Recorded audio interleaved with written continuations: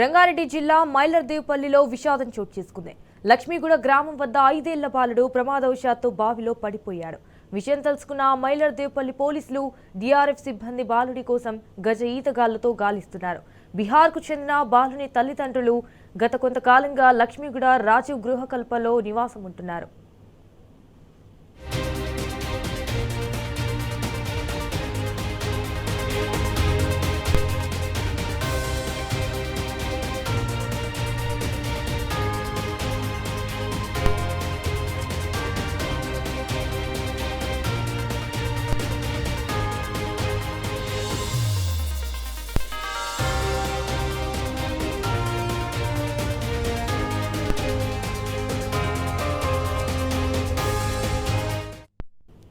Incident కి సంబంధించిన breaking news చూస్తున్నాం. రంగారెడ్డి జిల్లా మైలర్దేవ్పల్లిలో విషాదం చోటు చేసుకుంది.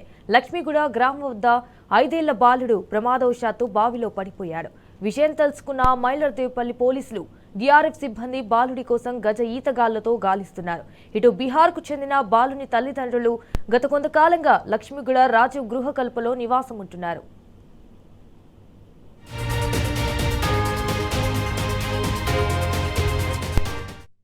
ఈరోజు మధ్యాహ్నం 12 గంటలప్పుడు మాకు ఇన్ఫర్మేషన్ వచ్చింది ఏంటంటే, Bombay colony pink building, RGK pink building పక్కన ఉన్న ఒక ఓపెన్ వెల్లో 5 ఇయర్స్ బాబు ఆడుకుంటూ వెళ్ళి దాంట్లో ప్రమాదవశాత్తు పడ్డాడని చెప్పి సమాచారం వచ్చింది.